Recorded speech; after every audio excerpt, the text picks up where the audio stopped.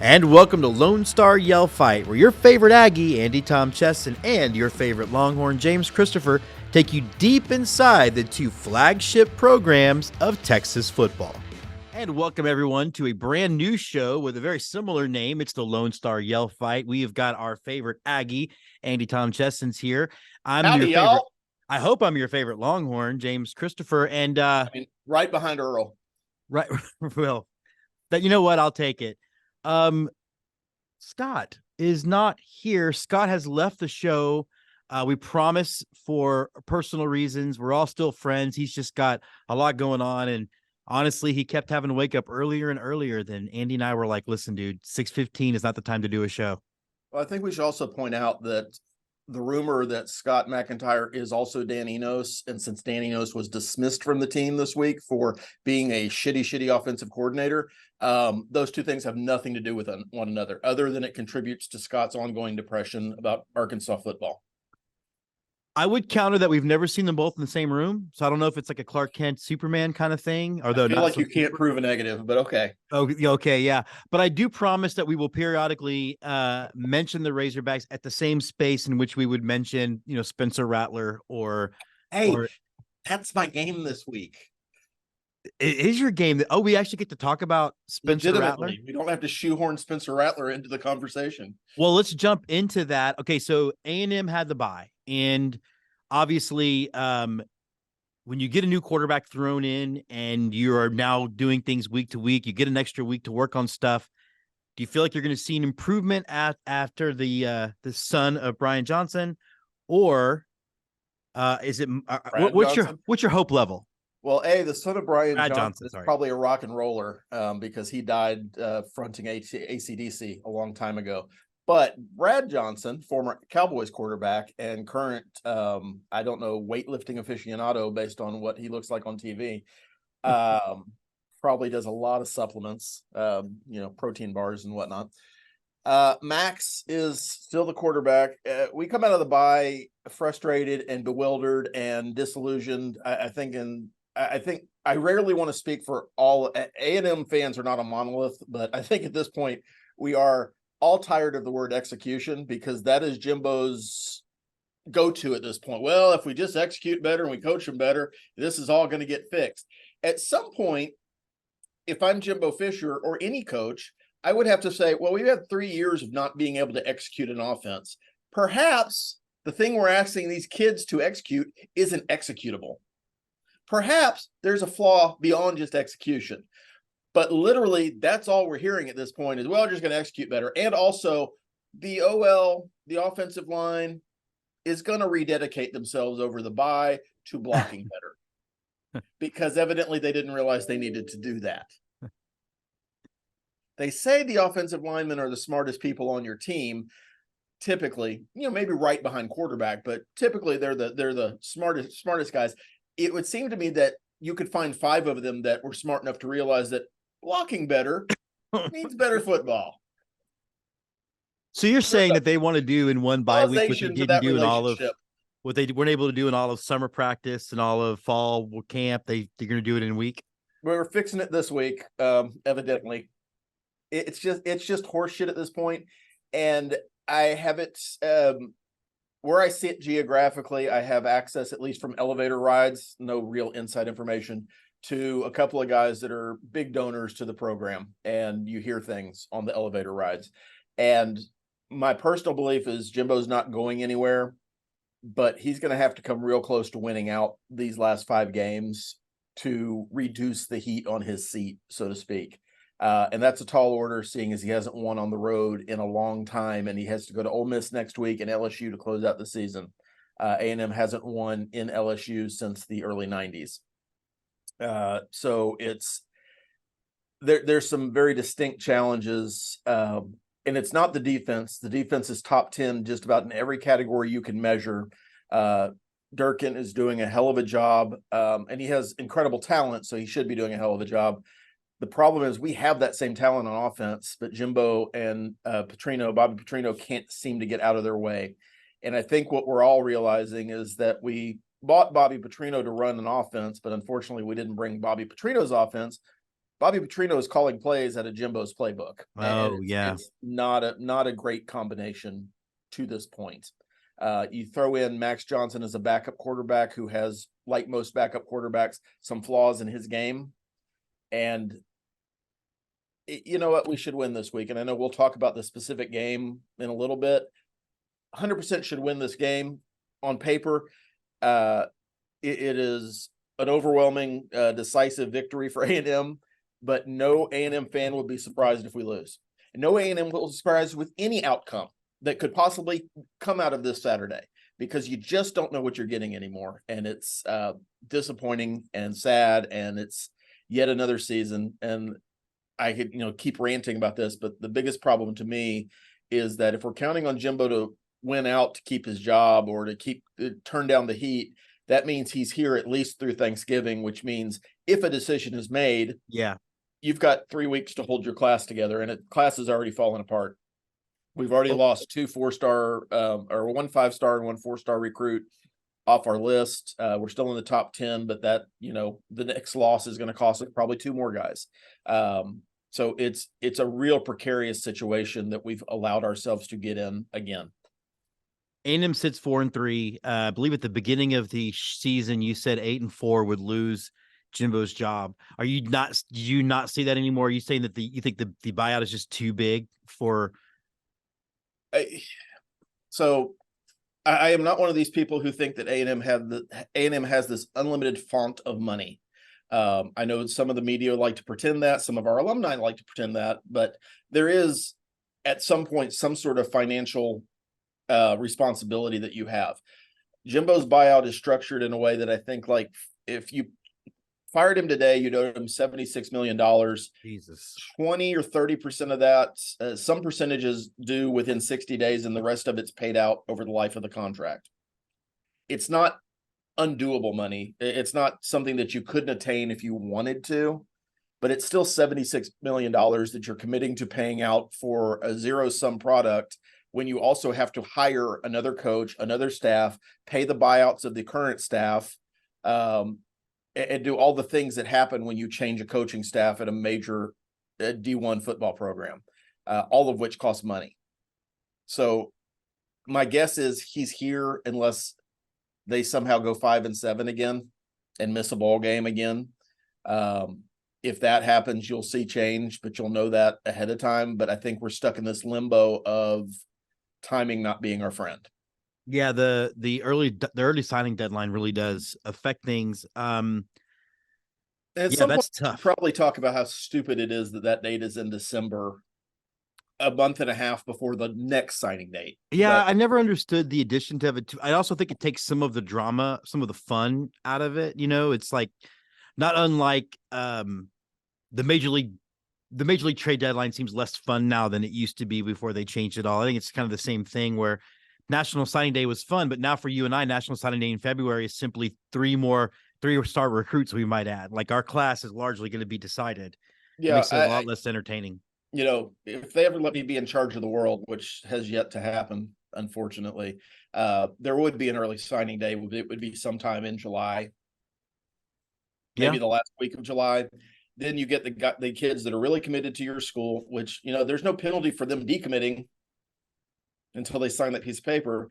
And then you can concentrate on the season. And then you have from the end of November, even if you have a bowl game or the playoffs, to February to round out your class or pull in the guys who didn't want to sign early. I think that's a much more tenable system and much more fair. But unfortunately, we have what we have right now because the NCAA is back asswards in a lot I of would actually places. think high school coaches might even appreciate that as well, because you're not talking about as much distraction in the middle of a season that they're dealing with. Yep. As well, because you can increase those sort of recruiting blackouts that you have. I'm looking at your schedule. It looks like you have. I do think you win this weekend, and I do think you'll obviously beat ACU. Mississippi State seems like it could be the linchpin game for Jimbo if you. On paper, we should beat Mississippi State. They're not a good football team this year. We out-talent them at every position. Our coaching is holding us back. And that's not a great place to be in year 6 of, what we have 7 more years of this. I mean, I definitely think that you can't, if you guys do decide to let Jimbo go this year, you cannot go after another marquee name. You're going to have to find somebody young and hungry and up and coming, which I think is actually the way to build a program anyway. I don't think chasing big names helps. Well, I think there's a blend of that, right? So if you ask most A&M fans right now, I don't know that they'd come up with a consensus answer, but the name I see appearing the most would be somebody like Dan Lanning, who's currently in Oregon. Oregon, right, wrong, or indifferent, they recruit well periodically, but they're always going to be limited by the fact they're on the West Coast. They're now going into a new league that is dominated by Michigan and Ohio State and every now and then Penn State. Oregon will be a better team than a lot of the teams they're going to be playing, but I think you could get somebody like Dan Lanning to come back to Texas, come back in an environment that will literally give him anything he wants. He is a proven recruiter, and he is, I believe, in his 40s, which is the kind of guy that you could have around for a while. But beyond a Dan Lanning type, I don't know that there is a coach out there that's just a slam dunk. I don't think we will ever go down the road of an Urban Meyer, and I think Urban Meyer is just more of Jimbo at this point, a more successful Jimbo, but a guy that is very old, very staid in his ways that I don't know can relate to players today. So I don't know what the answer is. I don't know that the answer is the San Antonio head coach. I don't know that the answer is somebody at a smaller school. I mean, it would have to be at this point, but there's just so much uncertainty. The other part of that is you can't fire Jimbo until you know who's going to replace him. Right. Yeah, So, I think you saw that with Texas when a couple of, particularly in the baseball program, though I think it's worked out where they did fire coaches without knowing who the replacement was, and then that list leaked, and then everybody started saying no. And of course, I'm actually happy with David Pierce, but I do think you're right. That doesn't happen often where you end up happy with third choice. And I think Texas runs into it. A&M has the problem. The media is not necessarily the friends of these programs, no, right? We're not like Baylor's media. Is that what you're saying? Correct.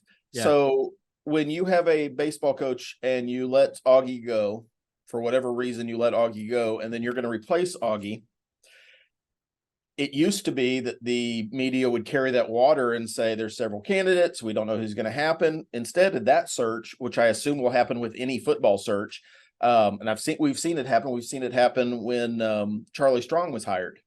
Mm-hmm. Is that, they offered this guy and he turned him down, and all of a sudden you have this perception that whatever coach you ended up hiring was not your first choice, second choice, maybe it's your fifth choice. In the case of David Pierce, I think it was 5 or 6 different people that they were rumored to have offered and turned down. And if you're also trying to recruit off that when you do get hired, hey, I'm the sixth choice head coach guy. Come play for me. I'll be here for a week. A week, yeah. No, I mean, I think you're completely right. I think to close the book on that, though, is, you've got media in Austin and basically media in Houston who know that they could really make their name if they do bring a program like Texas or Texas A&M to a certain degree down versus the Baylor or other small town situations where if you're mean to the program, you get no access to the program. Right. So then what are you going to do in Waco? Go to Twin Peaks and hope you don't get shot? Hopefully. Hey, let's talk a little bit about sign stealing. What do you think about that? Are you tired of talking about that from our other show? Well, it's interesting to me that depending on who's doing the sign stealing, it's either fully justifiable or the worst crime ever. So if you are a program, I don't know, let's say one of the all-time winningest college football programs, and you get accused of doing something, a lot of the media will just go, oh, it's not that big a deal. You need to relax. Everybody does that.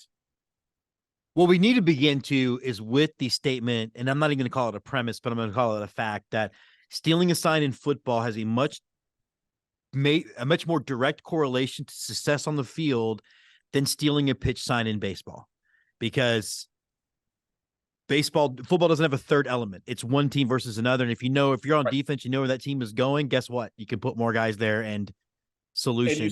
And you still have to hit the ball, which is still the hardest thing to do in sports. And it still has to find green or over a wall, which is, so it's not dissimilar to the New England situation from a few years ago, though it does seem like this was going on longer, and they made this poor guy was just buying tickets. I'm sure the school was repaying him, but Much ado about nothing. I sort of suspected this was part of scouting, to a degree. What are your thoughts on it? Well, I think it's interesting, and I think if it was anybody who wasn't the Michigan Wolverines, this would be a much bigger story. Um, I read something last night about, and I think all of us sitting in Texas, except for a few fans in Fort Worth and the families who support them, we're all kind of mystified with how decisively TCU beat Michigan in the playoffs last year. I mean, it was not a close game by any sort. No. And it comes out last couple of days that Michigan's scheme has been fairly well known through coaching circles to the point that TCU installed a whole set of dummy signals and God, this called story them sounds familiar, doesn't it? and called them throughout the entire playoff game, and Michigan kept reading off those keys instead of seeing what was in front of them, and that led to TCU winning. Um, and I think there's a direct correlation, far more so than in baseball, between knowing what's coming and being able to stop it. In football, you can line up your defense to stop an offensive play. Conversely, you can have the wrong defense and look miserably bad, even if you are dramatically better from a talent perspective. Baseball, like we said, you still have to hit the ball. It still has to miss the other 9 guys in the field. Yeah. There's a lot going on there. So I think it is a big deal. I also think it's probably more common than any of us want to talk about. But isn't that gamesmanship? Like, I guess for me, I keep coming back to the solution was very easy. Again, we saw it with the Astros where um, teams figured it out and they just changed signs and the Astros didn't hit very well. We saw what happened with TCU and Michigan. Isn't that just part of the game? Like subterfuge and being secret, and maybe don't use the Well, same signs every week so you can be figured out. this is not a baseball show, but I will argue that the Astros played better when they didn't have the This is what I'm saying. Yeah. garbage can issue. And I think the stats bear that out. No, But they more than bear that out. Yeah. I think with football, it's a little bit different because again, you can only align something so well in baseball, and there's still the element that something's going to hit green or a Texas leaguer is going to drop in and it's all going to work out anyway. From a football perspective, you can absolutely call the perfect defense or the perfect offense to counter what you're seeing on the field. And if you know what's coming and you can line up correctly, you can stop most plays. There's still, an element of luck, but I think there's one thing to do copious film study and notice tendencies and notice play calling tendencies. It's a different thing to go, that guy's holding up I'm going to make up something here, but they're holding up the sign that's got Jimbo Fisher's face on it. That means they're running option right and knowing how to line up there. And TCU exploited that in the playoff game. We're going to tell you we're running option right, and all we're going to do is throw post patterns down the field. You're defending up here on the line. So I think there is a subtle difference to me because it is more than just studying film and looking at tendencies. You've paid a guy to come sit in stadiums and record things during practice. And it's every team knows they're not supposed to do that. So, to me, it is different. Do I think it's going on with most programs? Absolutely. Do I think Michigan thought that they were above any kind of law and it got blatant? 100%, because they're Michigan. And there is, right, wrong, or indifferent, a tier of blue bloods that are allowed to do what they want to do. And I'm pretty sure Wyoming's going to get put on probation because of whatever Michigan did. Double secret probation. Absolutely. Yeah. All right. Well, as much as I wanted to avoid it, we do have one more story to talk about. You talked about backup quarterbacks. Quinn Ewers is out for. They've been really non-specific on the amount of time with the injury. And what I've read is that it really can be anywhere from 2 to 6 weeks. Really, it's about pain tolerance at this point. I've seen that the Texas program has been pretty open about the fact that performance of the team is going to determine how long Quinn Ewers gets to rehab it. How worried should I be about Malik? I have a certain degree of confidence about him going in. And am I going to now see the same issues that A&M has seen the last few years when they've dealt with a backup quarterback? If your offensive line plays well, you'll win games because you can run the ball. And I'm, looking at your schedule starting with BYU this week, there's nobody you shouldn't be able to beat by running the ball, controlling the clock, and hitting timely passes. I think the problem with Malik Murphy, based on a very limited sample size, because I think he threw 2 passes against U of H last week, Mm-hmm. was 1 for 2. The screen pass was great, hit it where it needed to hit. I think it gained a little bit of yardage. The pass downfield was overshot his man by about 10 yards. And I don't know enough, and I don't think anybody knows enough to know if he's got a problem with his fastball. And what I mean by that is he's got incredible arm strength. That is part of the reason that Texas recruited him in the first Right. place. I don't know if he's the level of quarterback yet that can dial that back when he needs to. So And so, the whole touch factor. Does he have touch on that yeah. ball? And so that becomes, and that's not different than 90% of college quarterbacks. He got to this point by relying on his arm strength, and now he has to learn how to dial that back and use it in certain things. So, the touch piece, the accuracy piece, all of it's unknown. And how much Sark is willing to change his approach to coaching a football game offensively, I think will go a long way to determining if you guys are undefeated going through this last 5 games, or if you have a stumble or two. There's a lot of pressure in his system on a quarterback. And frankly, watching the last drive that y'all ran against Texas, I don't know that he needs to, because it's very similar to last year. He realized, I can just run the ball and they can't stop it. And then he did. And then you ice the game. Mm-hmm. And it's I think if I'm Sark, I need to not be stubborn, and I need to just take the fact that I can run the ball and run the ball. And if we only win by a touchdown, or we only win by 2 scores, and it's a 28-point game versus we scored 40 points, it's okay, because you still won the game.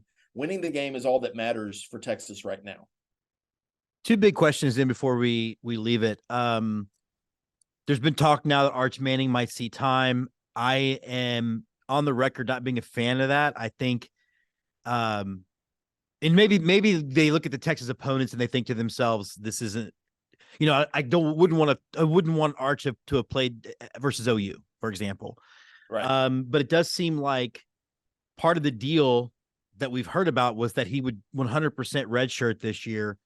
I know that you're the one who pointed out he can still play in X number of games and still get to redshirt. Do you think we're going to see Arch Manning, or do you think that they are going to, no matter what happens, leave him on the sidelines? I mean, I think you have to get him snaps at this point. He's QB2 now.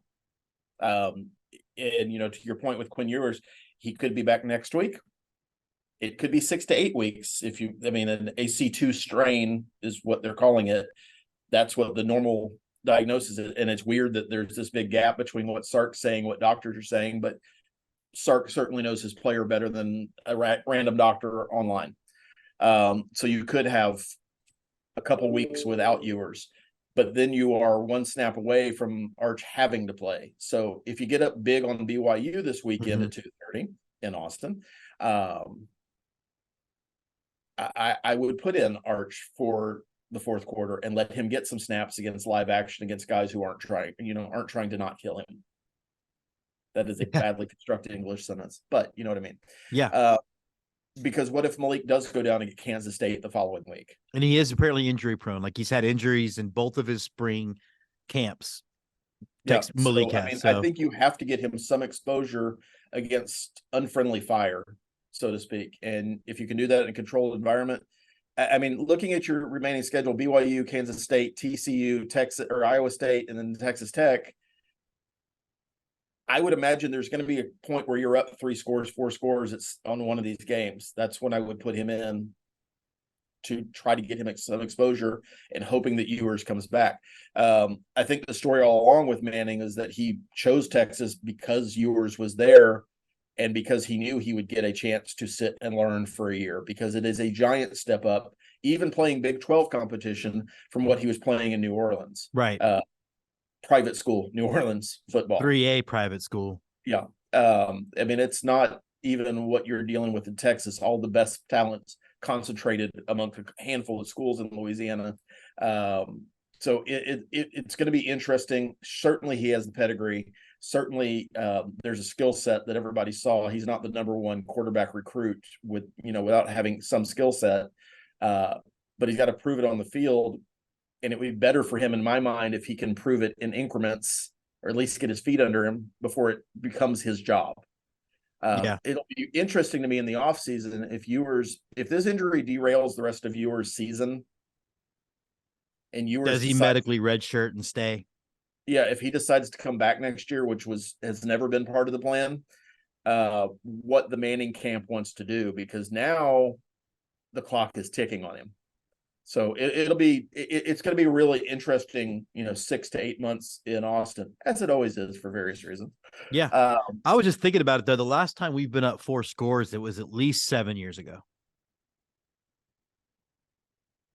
Don't y'all have to place about, you need to join No, the SEC. that was a Gettysburg Address joke. I'm sorry. I went You need real to join deep. the SEC, where sometime in November you're going to play Abilene Christian.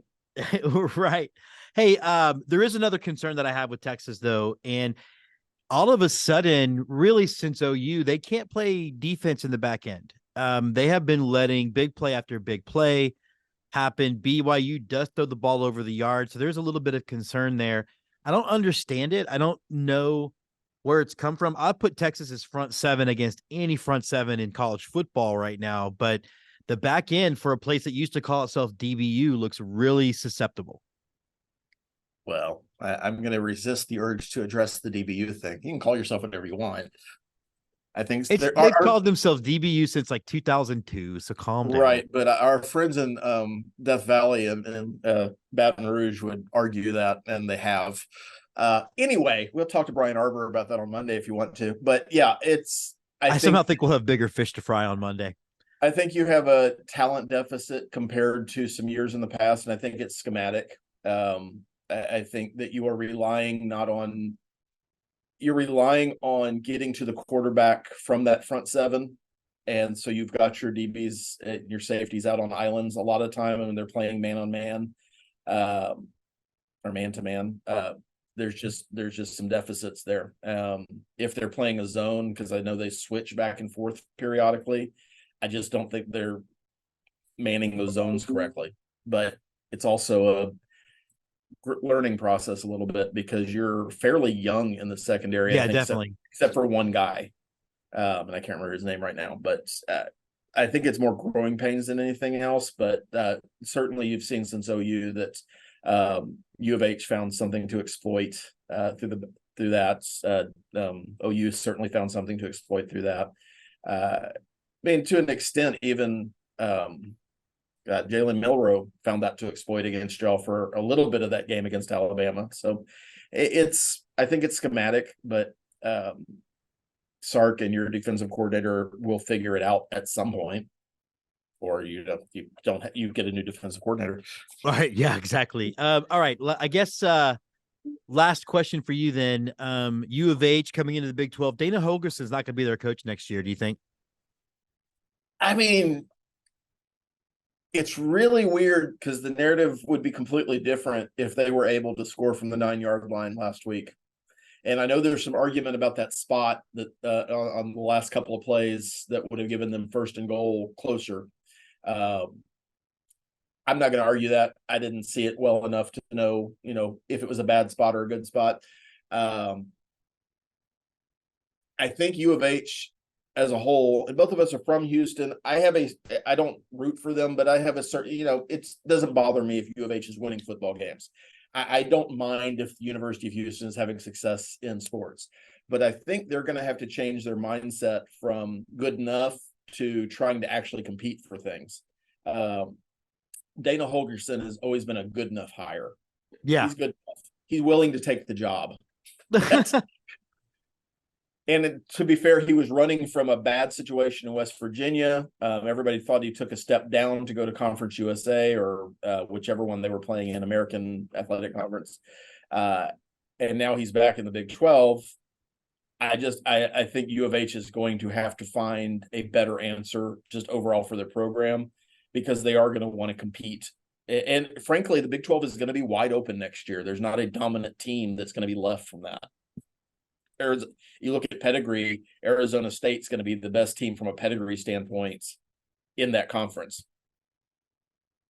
And you look at recent experience, Utah is going to be the best team. So U of H could be right there, and they could be a team that perennially competes for a Big 12 championship, or at least, one of those top two spots.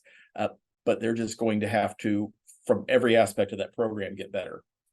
And I think it starts with a different head coach, because David Holgerson as a coach, he's a good offensive coordinator. Yeah.